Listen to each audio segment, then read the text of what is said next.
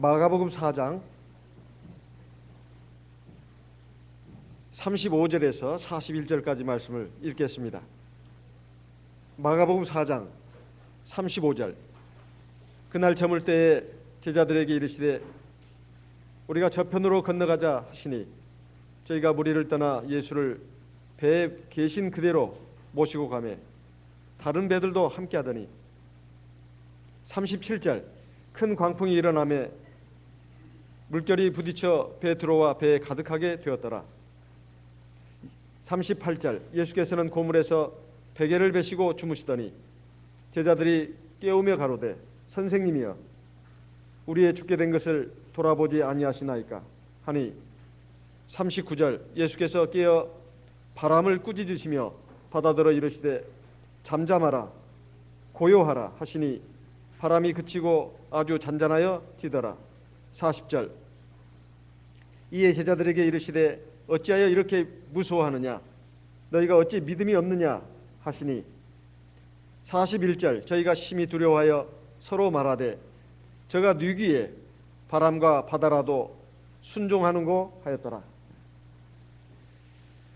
우리가 인생을 살아가면서 내 힘으로 감당할 수 없는 어려운 일을 만날 때, 내 한계를 넘어서는 고통스러운 일을 만날 때 우리는 대단히 힘이 들고 또 불안하고 그래서 밤에 잠도 못 자는 그러한 지경에 빠져들게 됩니다. 이럴 때 그동안 내가 믿음 생활 성실하게 했고 하나님의 말씀도 많이 듣고 배웠고 또 하나님께 기도도 많이 했는데 그 감당할 수 없는 어려운 일을 또 힘든 일을 고통스러운 일을 만나게 되면 그 앞에서 절망하고 또 내 자신에 대해서 아주 비참한 생각이 들고 그리고 하나님에 대해서 때로는 원망스러운 생각도 듭니다. 하나님이 도대체 왜 나를 이렇게 고통스럽게 하고 힘들게 하는가? 왜 하나님이 나에게 이렇게 슬픈 일을 만나게 하는가?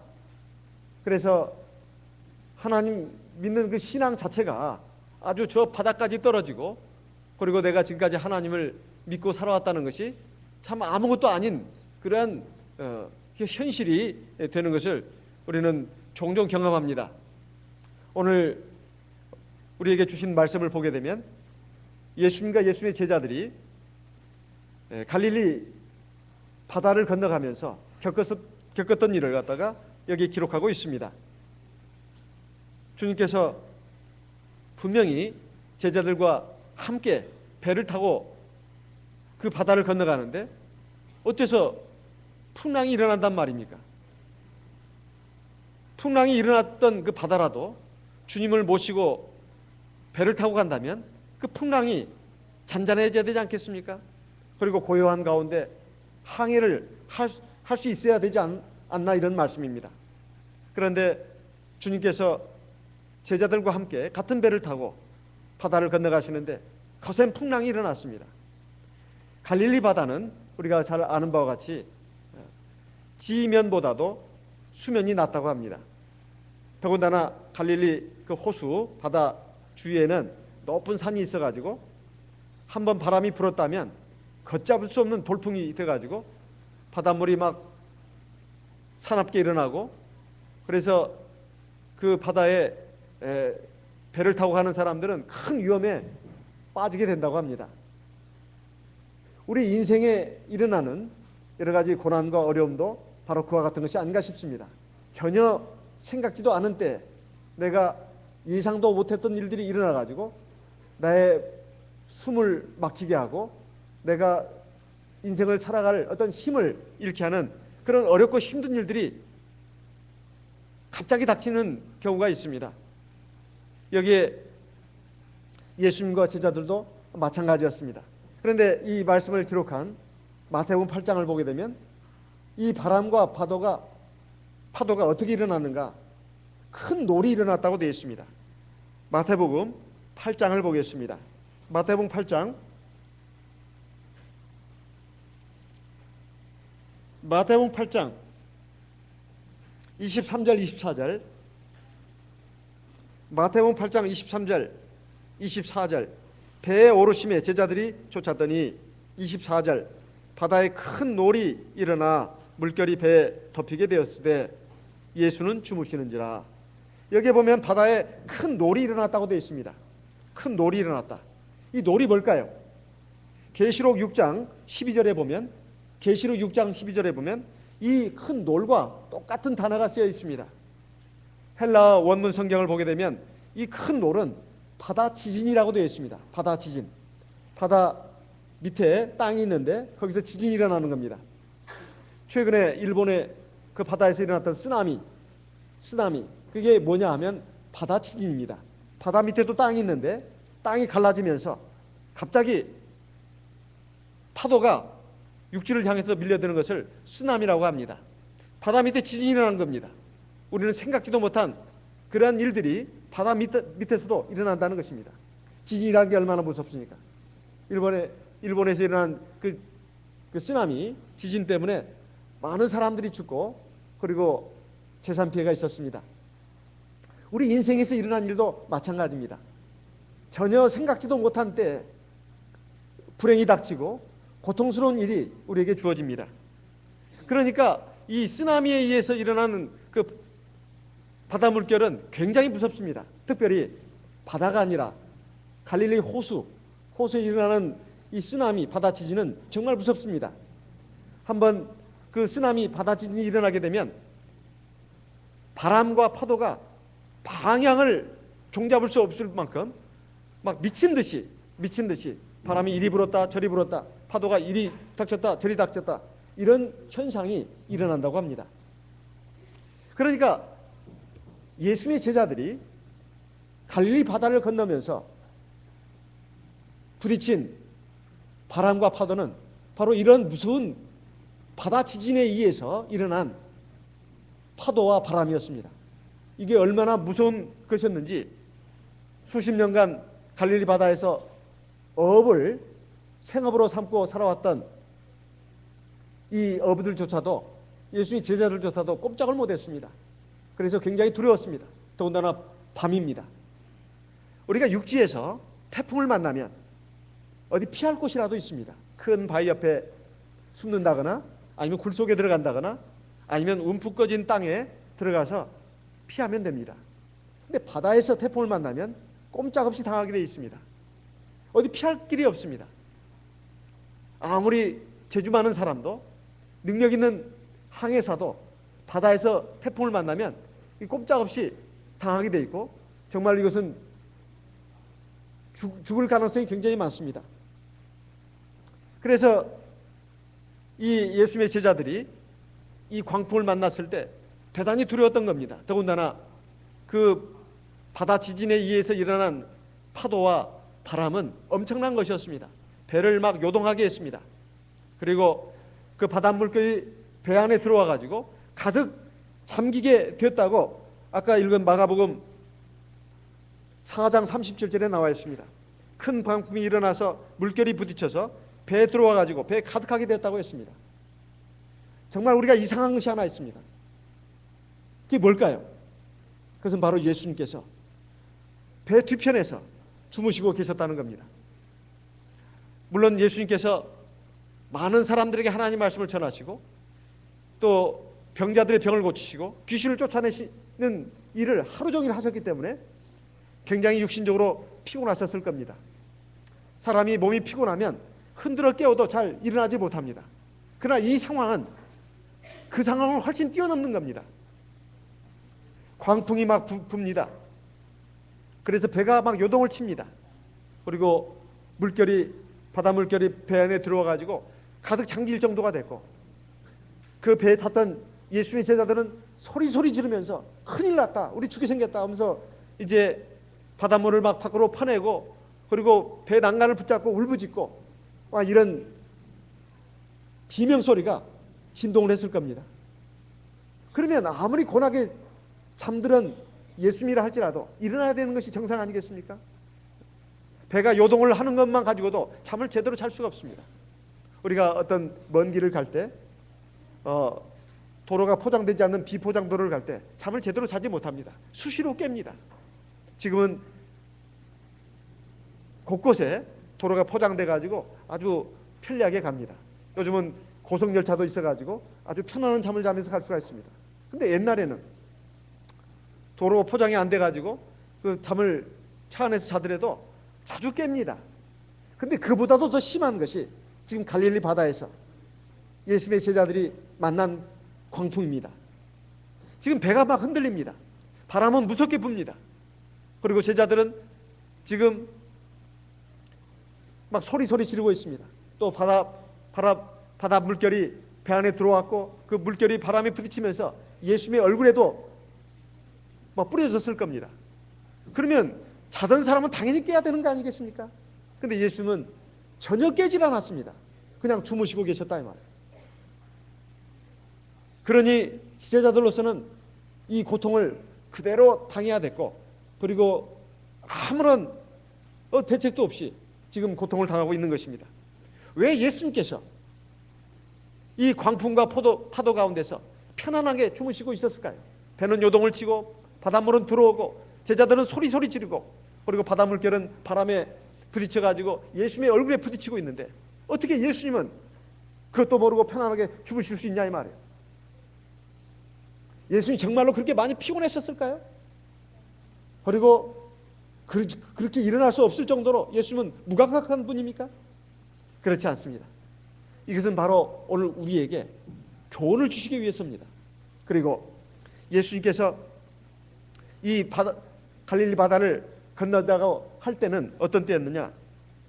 많은 사람들이 예수님을 좇을 때였습니다. 마태복음 8장 18절을 보겠습니다. 마태복음 8장 18절. 마태복음 8장 18절. 예수께서 무리가 자기를 애워쌈을 보시고 저편으로 건너가기를 명하시니라. 지금 예수님이 많은 사람들에게 하나님의 말씀을 전하고 가르쳤습니다. 그리고 많은 병자들을 고쳤습니다. 귀신들을 쫓아내고 온전케 해주셨습니다. 많은 사람들이 예수님 정말 훌륭한 분이다, 대단한 분이다, 그렇게 생각하면서 예수님에게로 몰려들었습니다. 이걸 보시고 주님은 제자들에게 명했습니다. 우리가 저쪽으로 건너가자. 아니, 지금 많은 사람들이 이렇게 예수님을 따른다면 그들에게 해야 될 일이 있지 않습니까? 그들에게 하나님 말씀도 전하고 또 병자도 고쳐주고 귀신도 쫓아내고, 그런데도 예수님은 제자들과 함께 저 건너편으로 건너가자고 하신 것이고, 그 밤에 갈릴리 바다를 통과하게 된 것입니다. 예수님은 전지전능하신 하나님이십니다. 그래서 앞으로 무슨 일이 일어날지 모르시는 분이 아닙니다. 다 아십니다. 그러면 밤에 갈릴리 바다를 건너가면서 풍랑이 일어날 것을 주님이 모르셨겠습니까? 바다 지진이 일어날 것을 주님께서 모르셨겠습니까? 아셨습니다. 아셨는데도 주님은 제자들과 함께 배를 타고 그 갈릴리 바다를 건너가자고 하신 것입니다. 이것은 바로 이 제자들을 훈련시키기 위한 데 뜻이 있습니다. 이 세상에는 하나님을 믿는 사람들이 많이 있습니다. 그렇지만은 하나님을 믿는 목적이 이 세상에서 육신의 평안과 형통을 위해서 믿는 사람도 꽤 많습니다. 그래서 몸에 병이 있어서, 그리고 육신적으로 너무 힘드니까 평안을 얻기 위해서 하나님을 믿고 교회를 다니는 사람들이 많습니다. 그러나 그것만 가지고 우리가 하나님 앞에서 구원을 받을 수가 없고 또 하나님 나라에 들어갈 수가 없습니다. 정말로 하나님 나라에 들어가기 위해서는 이 세상에서 육신적으로 만족을 얻고 기쁨을 누리고 형통함을 맛보는 그 정도 가지고 하나님 나라에 들어가는 백성이 될 수가 있는 것이 아닙니다. 하나님 나라에 들어가려면 믿음을 가져야 합니다. 그리고 하나님 말씀에 순종하는 그런 사람들이 되어야 합니다. 그런데 이것을 어떻게 훈련시킬 수 있을까요? 바로 고난의 바다를 통해서 훈련이 되는 것입니다.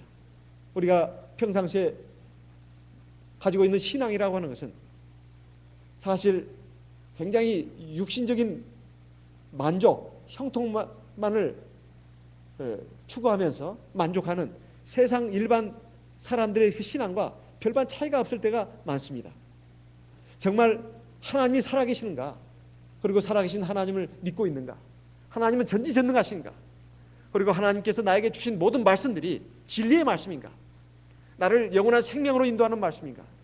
그것을 그저 지식으로 아는 정도가 아니라 정말 믿음을 가지고 그 말씀을 믿고 순종해가지고 하나님 나라에 들어갈 수 있는 그러한 하나님의 백성으로 내가 지금 믿음이 다 성숙됐는가?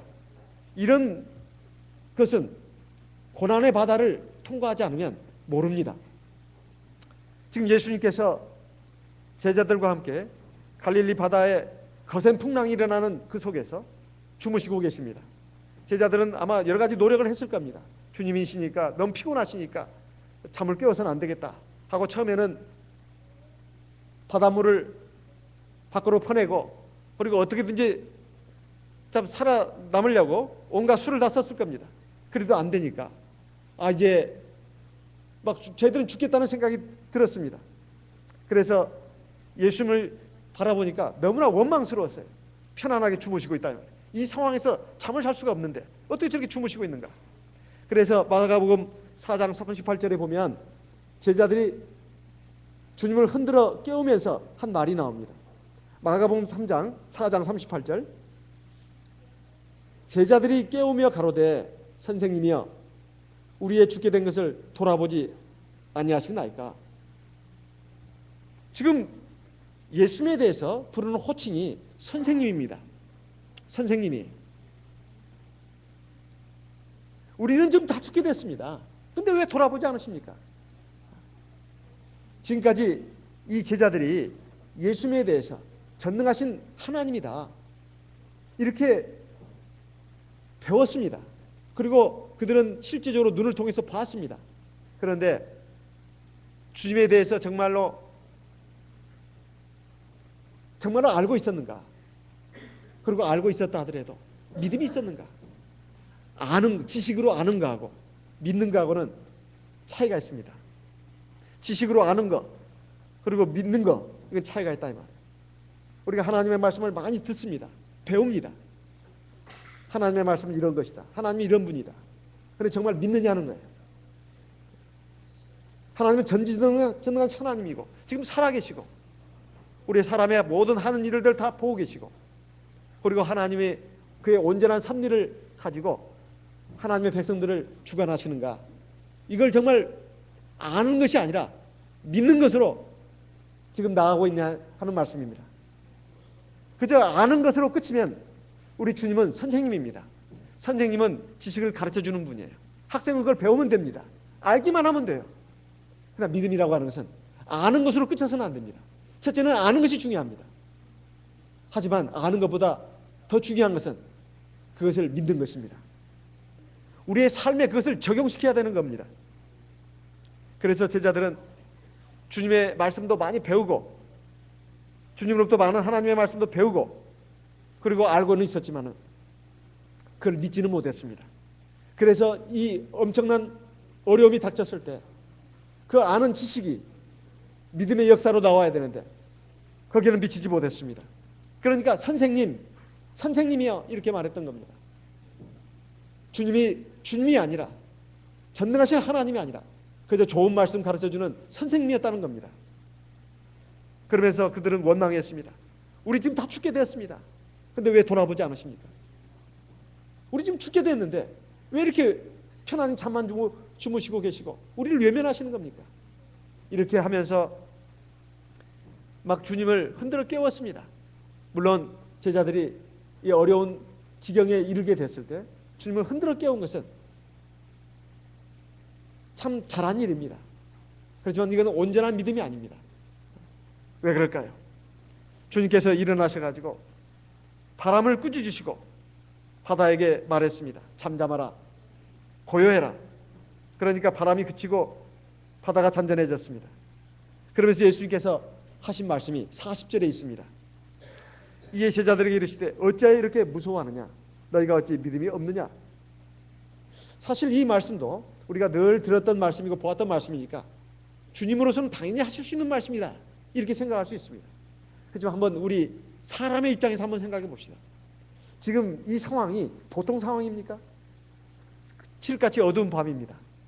밥은 바다에 가서 밤에 밤바다를 바라보면 굉장히 무서운 생각이 듭니다. 그것도 바다 한복판에. 잔잔한 바다도 아닙니다. 광풍이 불었습니다. 그리고 파도는 무섭게 일어나고 지금 배는 흔들리고 바다 가운데 지금 배 가운데 바닷물이 들어와가지고 지금 침몰 직전입니다. 이 상황에서 어느 누구가 무서워하지 않을 사람이 있겠습니까? 누구라도 이런 상황이 닥치면 무서워한다 이 말입니다. 무서워한다 말이에요. 무서워하는 것이 인간입니다. 두려워하는 것이 인간이다 이 말이에요. 그런데 주님께서는 왜 이렇게 무서워하느냐? 너희가 어찌하여 믿음이 없느냐? 이렇게 말씀했습니다. 문제는 무서워한 것을 그 자체에 있는 것보다는 그 무서움의 정도가 도를 넘어섰다는 것입니다. 도를 넘어섰다는 거예요. 우리 무서워할 수 있습니다. 걱정할 수도 있고 두려워할 수도 있습니다. 세상을 살면서 어려운 일 만나고 힘든 일을 만났을 때, 그리고 내 힘으로 감당하기 어려운 그 고난을 만났을 때 우리는 무서워하고 두려워할 수 있고 또 걱정할 수 있습니다. 그건 인간이기 때문에 그렇습니다. 그런데 중요한 것은 도를 넘어서는 두려움, 걱정이라고 하는 것은 사실 이것은 신앙이 없다는 증거입니다. 이 제자들은 뭐라고 했냐면은 우리가 죽게 된 것이라고 말하고 있습니다. 죽게 됐다는 것입니다. 마태복음 8장을 보겠습니다. 마태복음 8장 25절 같이 읽어보겠습니다. 마태복음 8장 25절 제자들이 뭐라고 했는지 같이 한번 읽어보겠습니다. 그 제자들이 나와 깨우며 가로되 주여 구원하소서 우리가 죽겠나이다. 지금 제자들은 이 엄청난 고난 앞에서 자기들은 죽게 생겼다고 말하고 있습니다. 정말로 죽게 된 것입니까? 지금 제자들은 누구와 함께 있습니까? 예수님과 함께 있고 예수님을 자기들의 배에 모시고 가고 있습니다. 아무리 고통스럽고 힘들고 어려운 일이 나한테 닥친다 할지라도, 그리고 아무리 위험한 일 그리고 무서운 일이 나에게 닥친다 할지라도 내가 죽느냐 사느냐는 하나님께 달려 있습니다. 내가 어떤 심각한 병에 걸려 있습니다. 그렇다 해서 꼭 죽는 거 아닙니다. 내가 지금 그 직장을 잃었습니다. 그렇다고 해서 내가 못 먹고 사는 것도 아닙니다. 내가 말로 다 할 수 없는 어떤 힘겨운 상황에 부딪혔습니다. 그렇다 해서 내가 망하는 것이 아닙니다. 왜 그렇습니까? 사람의 죽고 사는 것은 하나님께 달려 있습니다. 사무엘상 2장을 보겠습니다. 사무엘상 2장, 구약성경 사무엘상 2장, 사무엘상 2장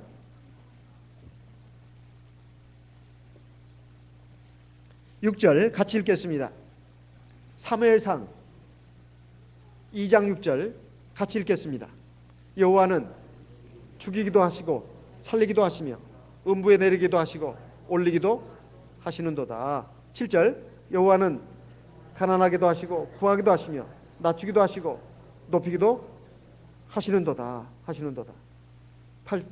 8절 같이 읽겠습니다. 가난한 자를 진토에서 일으키시며 빈핍한 자를 거름더미에서 드사 귀족들과 함께 앉게 하시며 영광의 위를 차지하게 하시는도다. 땅의 기둥들은 여호와의 것이라 여호와께서 세계를 그 위에 세우셨도다. 하나님은 우주 만물을 만드신 창조자 하나님이십니다.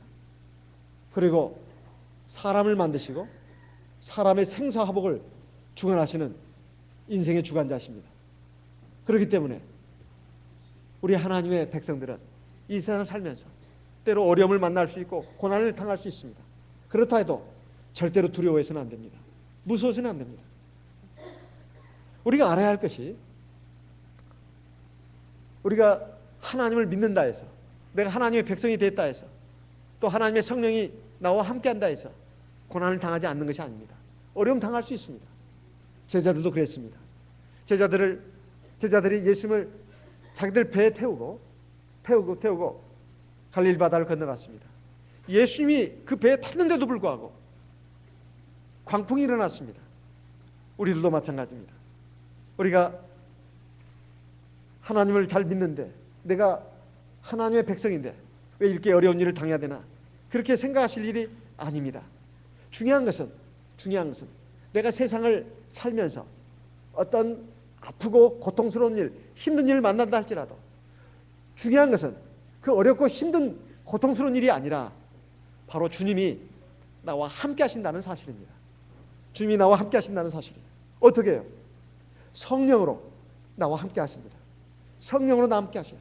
그렇기 때문에 아무리 어떤 거센 고난의 광풍이 불고 또 고통스러운 파도가 나에게 밀어닥친다 할지라도 사실 내가 죽는 것이 아닙니다. 주님이 나와 함께 하시기 때문에 내가 죽기까지 되는 것은 아니다 이 말이에요. 내가 죽기까지 되지 않는 것이라면 사실 두려워할 일이 없습니다. 거기에는 다 이유가 있고 목적이 있는 것입니다.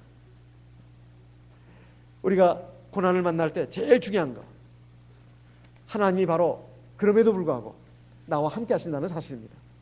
그것을 아는 것이 굉장히 중요합니다. 고린도후서 13장 5절 말씀을 보겠습니다. 고린도후서 13장 5절, 고린도후서 13장 5절, 고린도후서 13장 5절 같이 읽어보겠습니다. 고린도후서 13장 5절 말씀 같이 읽겠습니다. 너희가 믿음에 있는가 너희 자신을 시험하고 너희 자신을 확증하라. 예수 그리스도께서 너희 안에 계신 줄을 너희가 스스로 알지 못하느냐. 그렇지 않으면 너희가 버리운 자니라. 중요한 것은 시련과 고난이 문제가 아닙니다. 내가 하나님을 내 안에 모시고 있는가 하는 것을 아는가 모르는가, 이것이 중요한 겁니다. 만약에 예수님께서 내 안에 계신 것을 내가 알지 못한다면 나는 하나님 앞에 버림받은 자입니다. 하나님이 나를 버린 것이 아니라 내가 하나님 앞에서 버림을 당한 자가 된다는 뜻입니다. 우리가 이것을 아는 증거가 뭐겠습니까? 바로 성령이 내 안에 있다는 것을 확실하게 아는 것입니다. 요한 1서 4장 을 보겠습니다. 요한 1서 4장 13절 우리 같이 읽어보겠습니다. 요한 1서 4장 13절을 같이 읽겠습니다. 그의 성령을 우리에게 주심으로 우리가 그 안에 거하고 그가 우리 안에 거하시는 줄을 아느니라. 그의 성령을 우리에게 주심으로 우리가 주님 안에 거하고 주님이 우리 안에 거하는 것을 우리가 안다고 했습니다. 성령을 우리가 받았다는 것, 성령이 내 안에 있다는 것, 우리가 성령 안에 있다는 것 어떻게 알 수 있을까요? 오늘도 대만에서 우리 성도님들이 9분이나 오셨습니다. 그래가지고 우리 예배 전에 기도했습니다. 또 예배 시작할 때 첫 기도했습니다. 어떻게 기도했죠? 성령 받아가지고 뭔 기도했습니까? 방언 기도했습니다. 우리가 성령 받았기 때문에 이 방언 기도를 하는 겁니다. 방언 기도는 성령을 받지 않으면 할 수 없는 기도입니다. 다시 말씀드린다면 우리가 방언 기도한다는 것은 우리가 성령을 받았다는 증거입니다.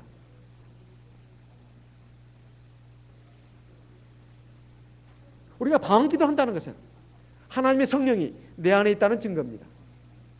그리고 내가 하나님의 성령 안에 있다는 증거입니다. 내가 항해하는 인생의 바다에서 내가 타고 있는 배에 주님이 같이 타고 있다는 증거입니다. 그렇다면 뭘 두려워할 것이냐 이 말이에요. 그래서 우리가 주님이 나와 함께 계신 줄 나 모르겠어. 나는 모르겠어. 그렇다면 어떻게 해야 되느냐? 그 사람은 기도를 제대로 안 하고 있다는 사람이 안 하고 있다는 증거입니다. 가끔씩 생각날 때마다 기도하는 사람입니다. 이것은 아무나 할 수 없는 기도입니다. 저도 중학교 3학년 때 교회에 들어와가지고 세례를 받았습니다. 그래서 성령을 못 받았어요. 성령을 어떻게 받는 것인가? 기도하면 받는 것인 줄 알고 기도를 했는데 성령이 임하지 않았습니다. 내 마음속에서는 여러 가지 하나님에 대한 의심도 일어났습니다. 하나님이 정말 계신가? 이 교회가 참교인 건 맞는 것 같은데 정말로 내가 이 성령을 받아가지고 이 사람들처럼 이렇게 기도를 할 수 있을 것인가? 여러 가지 마음속에서 많은 의심들이 일어났습니다. 그런데 고등학교 1학년 때 이제 서울의 어느 교회에서 서울의 높은교회에서, 서부교회에서 학생영은회가 4일간 열렸습니다. 저는 교회에 들어가 처음으로 영은회를 참석했습니다. 그래가지고 그때처럼 집중적으로 하나님 말씀을 들은 적이 없었습니다. 하나님의 말씀을 쭉 듣다 보니까 내 의심이 깨지고 내 편견이 깨지고 내 잘못된 그 사고방식이 무참하게 무너졌습니다. 그러면서 내 마음에 믿음이 생겼습니다. 그리고 믿어졌습니다. 아, 이 하나님의 말씀이 다 옳은 말씀이구나. 그런데 믿음이 들어오는 순간 갑작스럽게 눈앞에 밝은 빛이 확 들어오면서, 그리고 머리끝에서 발끝까지 고압전류에 감전된 듯한 그런 그 체험을 했습니다. 그러면서 제 입에 안에 혀가 격동을 하면서 내가 알아들 수 없는 이 기도가 나오게 된 겁니다.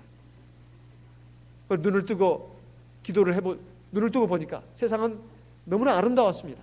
그리고 하나님이 살아계시고 하나님이 정말 계신다는 증거를 저는 성령을 받음으로써 확실하게 알았습니다. 그리고 그 후에 저는 몇십 년간의 신앙생활을 통해서 성경에 나오는 모든 기적이사들이 정말로 진실한 그 기록이라는 것을 저는 체험하게 됐습니다. 그리고 저뿐만 아니라 제가 하나님의 종이 돼가지고 많은 성도님들과 같이 신앙생활하면서 많은 기적기사가 일어나는 것을 제가 봤습니다. 이걸 통해서 정말 하나님의 성령이 우리와 함께한다. 그리고 하나님의 이 말씀은 진리의 말씀이라고 하는 것을 확실하게 믿을 수가 있었습니다. 대만에 양요한 목사님이 계십니다. 그분의 그 장인어른, 그리고 처남 되시는 분은 의사 출신이었다, 의사라고 합니다. 예전에. 그런데 양요한 목사님의 처제 되시는 분이 물놀이 하다가 그만 물에 빠져서 죽었습니다.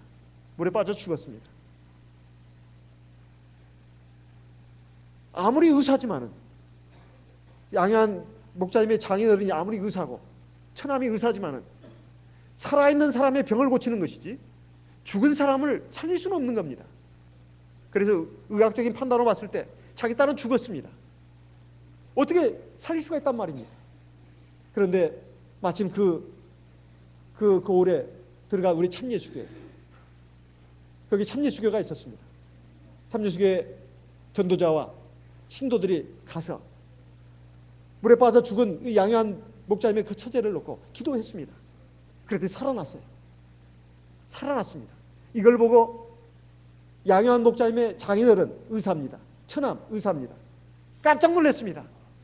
이건 있을 수 없는 일이 일어났다는 겁니다. 그래서 그들은 지금까지 가졌던 무신론을 버리고 하나님은 살아계시는구나, 이런 신앙을 가지고 하나님 믿는 백성이 되었습니다. 기독교는 생명의 종교입니다. 우리가 이 세상을 사는 동안에 육신적인 생명을 위해서 하나님을 믿는 것이 아닙니다. 영원한 나라에 들어갈 그 생명을 위해서 우리가 믿는 것입니다. 사람은 죽으면 그것으로 끝나는 것이 아닙니다. 영원히 삽니다. 예수님께서는 당신의 제자들을 교육시키고 훈련시키기 위해서 갈릴리 바다를 건너게 하신 겁니다. 하나님은 살아계시고, 그리고 그 자기들의 탄 배에 전능하신 하나님 주 예수 그리스도께서 같이 타고 있다는 것입니다. 그러니까 어떠한 위험이 와도 죽을 것을 두려워하지 말라는 것입니다. 죽음을 두려워하지 말라는 거예요. 우리가 두려워해야 할 것은 육체의 죽음이 아닙니다. 마지막 날 하나님의 심판대 앞에 서는 것입니다. 마태복음 10장을 보겠습니다. 마태복음 10장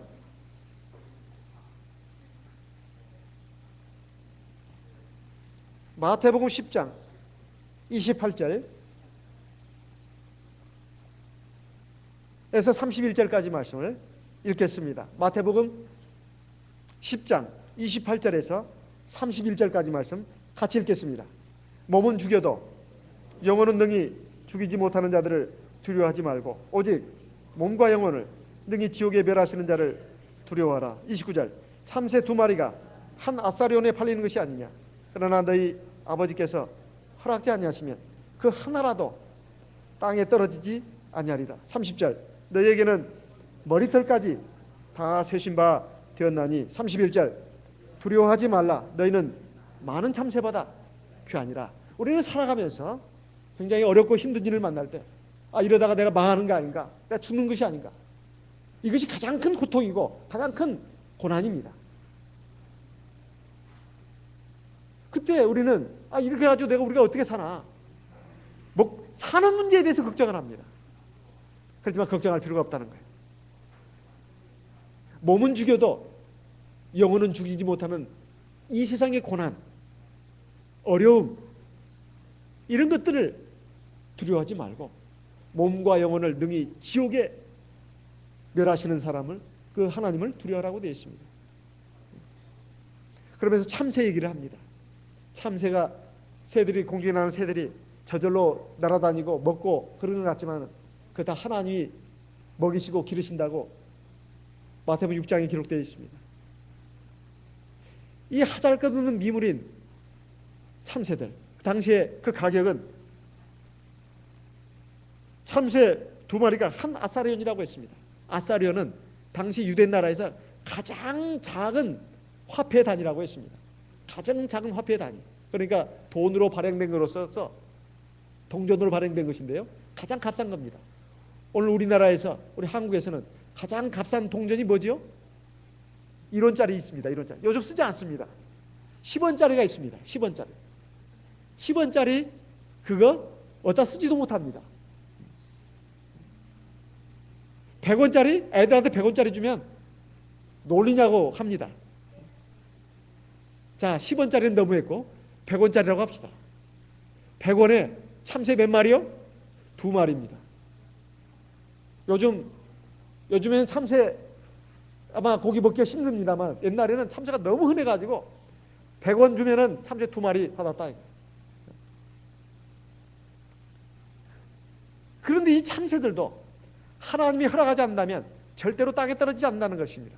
아무리 사냥꾼이 활을 쏘고 총을 쏘고 그래도 참새가 딱 맞아가지고 또 떨어지는 것, 하나님이 허락이 있어야 떨어진다는 거예요. 이거 하나님이 자연의 미물들도 다 보호하시고 관리하신다는 것입니다. 하물며 우리이겠습니까? 저와 여러분은 참새보다 더 귀하다고 되어 있습니다. 심지어 우리의 머리카락까지도 다 세신다고 되어 있습니다. 여러분 가운데 머리카락 다 세신 분들 있습니까? 나 지금 머리카락이 35,670개야. 다 아시는 분이 있냐 이 말이에요. 하루에도 몇 개씩 빠지고 그리고 또 납니다. 이 머리카락을 아시는 분이 있냐 이 말이에요. 근데 하나님은 우리 머리카락까지도 다 아신다고 되어 있습니다. 우리를 얼마나 세밀하게 아시고 보살피시고 있는가 하는 것을 이렇게 표현하고 있습니다. 그런데 왜 우리가 무엇을 두려워할 것이다 이 말이에요. 인간이니까 어려운 일을 당했을 때 두려워할 수 있습니다. 그런데 문제는 신앙이 없는 두려움이냐 하는 그것이 문제입니다.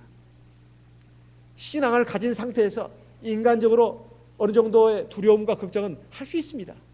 그런데 근본적으로 신앙 자체가 없는 사람처럼, 하나님에 대한 믿음이 없는 사람처럼 두려워하고 절망하고 걱정하는 것은, 이것은 정말로 하나님이 기뻐하지 않는 것입니다. 그래서 내가 어떠한 일이, 어려운 일을 만나더라도 우리는 기뻐해야 합니다. 기뻐해야 합니다. 왜? 거기에는 하나님의 섭리가 들어있습니다. 시편 119편 71절을 보겠습니다. 시편 119편 71절 같이 읽겠습니다. 시편 119편 71절 같이 읽겠습니다. 고난당한 것이, 시편 119편 71절 같이 읽겠습니다. 고난당한 것이 내게 유익이라. 내가 이로 인하여 주의 율례를 배우게 된다. 우리가 어려움과 고난을 만나면 본능적으로 생각하게 되어 있습니다.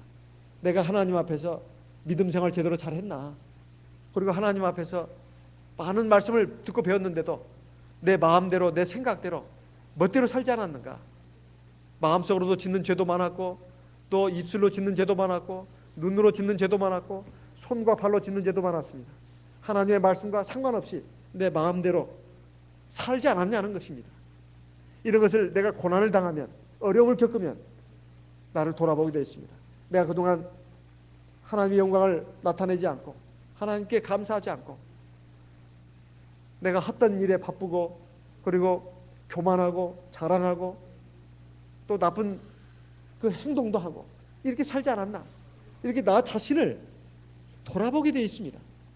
그리고 하나님의 말씀은 아무리 귀로 많이 들어도 그냥 지식으로만 끝날 뿐, 그것이 내 믿음이 돼가지고 그 하나님 말씀에 순종해서 사는 그 방향으로는 잘 나가지 못했습니다. 이런 것들에 대해서 회개하는 그런 계기가 된다는 것입니다. 고난을 통해서 사람은 더 바르게 서고 성숙해집니다. 그리고 하나님의 백성으로 온전하게 되는 것입니다. 그러니까 이 제자들 지금 이 주님과 함께 갈릴리 바다를 건너가면서 이 광풍을 만난 것이 바로 다 주님의 섭리 가운데 있었던 것입니다. 주님은 아셨습니다. 바다를 건너갈 때, 오늘 밤에 바다를 건너갈 때 바다 지진이 일어날 것도 아시고 거센 풍랑이 일어날 것도 아시고, 그래가지고 제자들이 이렇게 아우성칠 것도 다 아셨습니다. 그렇지만 이것은 제자들을 교육시키고 훈련시키는 과정이었습니다. 주님은 사실 주무시는 그런 분이 아닙니다. 육신을 가지고 있기 때문에 육신은 주무시고 있는지 몰라도 사실은 그 영은 살아계시는 분입니다. 시편 121편을 보겠습니다. 시편 121편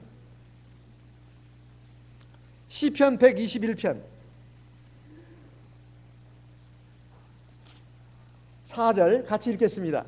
시편 121편 4절 말씀 소리내서 같이 읽겠습니다.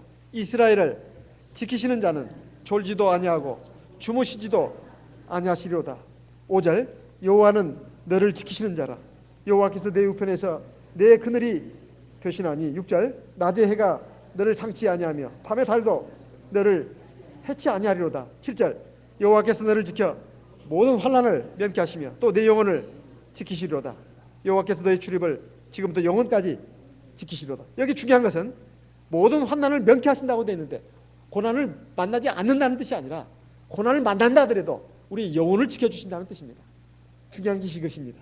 우리 안에 있는 영원한 생명을 지켜주시는 것이, 이것이 사실은 대단히 중요한 것입니다. 그래서 우리가 세상을 살아가면서 여러 가지 환난을 만날 수 있습니다. 환난을 만나더라도 우리가 거기에 절망하거나 또 하나님을 원망하거나 그렇게 해서는 안 됩니다. 왜냐하면 우리가 하나님 앞에서 이 생을 사는 동안에 고난을 당할 수도 있고 어려움을 만날 수도 있습니다. 하지만 이것을 우리를 하나님의 백성으로 온전케 하게 한 하나의 과정입니다. 주님께서도 말씀하셨습니다. 요한복음 16장을 보겠습니다. 요한복음 16장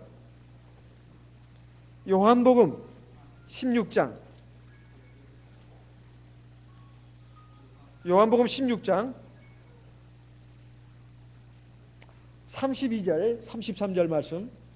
요한복음 16장 32절 33절.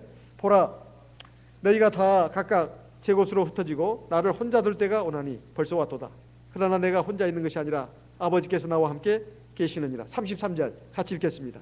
이것을 너희에게 이름은 너희로 내 안에서 평안을 누리게 하려 함이라. 세상에서는 너희가 환난을 당하나 담대하라. 내가 세상을 이겼노라. 주님께서는 제자들에게 가룟 유다가 자기를 파실 것도 아시고 십자가에 못 박혀서 죽으실 것도 아셨습니다. 그것을 미리 지금 얘기하는 것입니다. 이것을 미리 너희들한테 얘기하는 이유가 뭔지 아느냐? 너희로 내 안에서 평안을 누리게 하기 위해서다. 세상에서 너희가 환난을 당하겠지만 담대하라. 내가 세상을 이겼다. 우리가 사는 목적은 이 세상에서 잘 살기 위해서가 아닙니다. 영원한 하나님 나라에 들어가서 영원한 생명과 영원한 복락을 누리기 위해서입니다. 그렇기 때문에 우리가 세상을 사는 동안에 고통스럽고 어려운 일을 만났을 때 낭망하거나 절망해서는 안 됩니다.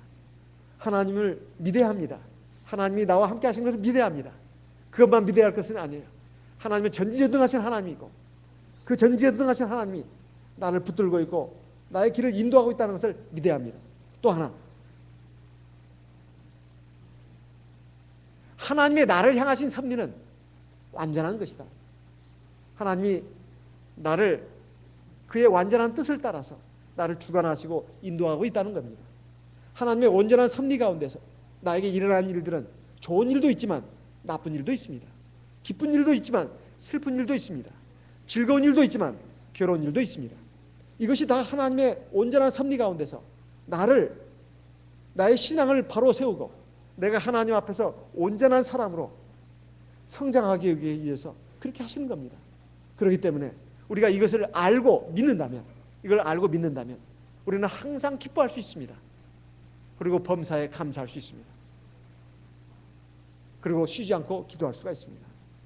우리가 이렇게 고통스럽고 힘든 일이 있다 하더라도 우리는 하나님을 믿고, 전능하신 하나님이 나와 함께 하심을 믿고, 온전하신 하나님의 섭리가 나와 함께 하시는 것을 믿기 때문에 우리는 모든 일에 기도와 간구로 하나님께 나아갈 수가 있습니다. 빌립보서 4장 말씀을 보겠습니다. 빌립보서 4장 같이 읽겠습니다. 빌립보 4장 4절, 빌립보 4장 4절 같이 읽겠습니다. 주 안에서 항상 기뻐하라. 내가 다시 말하노니 기뻐하라. 6절 같이 읽겠습니다. 6절 아무것도 염려하지 말고 오직 모든 일에 기도와 간구로 너희 구할 것을 감사함으로 하나님께 아뢰라. 여기는 세 가지를 말하고 있습니다. 항상 기뻐하라는 겁니다. 항상 기뻐하라. 두 번째는 염려하지 말고 모든 일에 기도하라는 겁니다. 염려하지 말고 모든 일에 기도하라. 세 번째는 감사함으로 하나님께 아뢰라는 것입니다. 그런데 우리가 항상 기뻐하고 모든 일에 염려하지 않고 기도와 간구로 하나님께 아뢰고, 세 번째 그것도 감사함으로 아뢰는 겁니다. 이것은 신앙이 없으면 할 수 없는 일입니다. 전능하신 하나님이 나와 함께 하시고 온전한 하나님의 섭리가 나를 아주 좋은 길로 인도하고 있다는 것에 대한 믿음이 없다면 항상 기뻐할 수 없습니다. 그리고 염려하지 않고 모든 일에 기도하고 그럴 수도 없습니다. 그리고 모든 일에 감사할 수 없습니다. 이것은 하나님에 대한 믿음이 있어야만 가능한 일입니다. 주님께서 바람과 파도를 잔잔하라 꾸짖으셨습니다. 우리 주님은 사람의 병만 고치시는 분이 아닙니다. 귀신만 쫓아내는 분이 아닙니다. 바람과 파도도 명령하실 수 있고 책망하실 수 있는 분입니다. 이 세상에 어느 누가 바람을 향해서 바람아 멈춰라 이렇게 명령할 수 있겠습니까? 이 세상에 어느 누가 성난 파도를 보고 책망할 수 있겠습니까? 이것은 하나님이 아니고서는 할 수 없는 일입니다. 주님은 바로 전능하신 하나님이십니다. 그 하나님이 바로 성령으로 저와 여러분에게 함께합니다. 그리고 우리의 인생의 배에 같이 타고 그 길을 가고 있습니다. 우리의 최종 목적지는 하나님 나라입니다. 하나님 나라에 가는 데 있어서 어떤 풍랑을 만나더라도, 어떤 고통스러운 일을 만나더라도 절망해서는 안 되고 낙담해서는 안 됩니다. 항상 기뻐해야 합니다. 범사에 감사해야 합니다. 그리고 염려하지 말고 오직 모든 일에 기도와 간구로 아뢰야 합니다. 이것이 우리가 해야 할 일입니다. 그래서 신앙을 가진 성도들의 인생관이 뭔지 아십니까? 신앙을 가진 성도들의 인생관이 뭔지 아세요? 신앙적 낙관주의입니다. 근거도 없는 낙관주의가 아닙니다. 신앙적 낙관주의. 우리 하나님이 나와 함께 하시고 나를 가장 좋은 길로 인도하고 있고 나는 그 하나님을 믿고 의지하고 그 하나님 말씀을 듣고 있고 그 말씀을 의지해서 기도하고 있다. 이것이 바른 길입니다. 그런 사람은 마음속에 항상 기쁨이 있고 긍정적인 생각을 가집니다. 우리가 이런 신앙적인 낙관주의를 가지고 인생을 살아서 소원의 항구 하나님 나라에 들어가서 모든 영광과 감사와 찬송을 하나님께 돌리는 주의 백성 되시기를 바랍니다. 잠깐 묵도하겠습니다.